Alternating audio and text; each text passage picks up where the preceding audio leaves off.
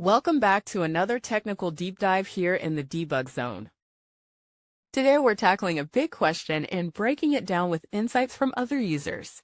Hopefully this clears up some misconceptions and helps you get the answer you need. So buckle up, stay a little curious, and let's jump right in.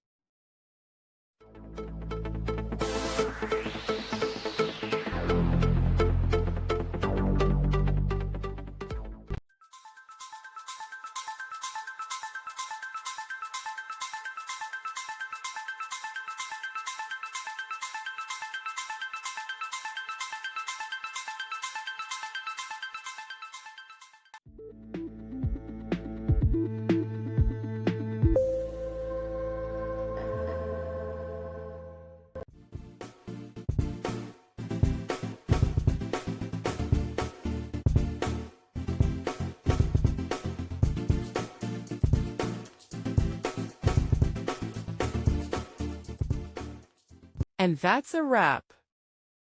I hope you found the answer you were looking for. If you did, take a second to hit that subscribe button. It really helps out. And let me know in the comments which solution worked best for you. See you next time in the debug zone.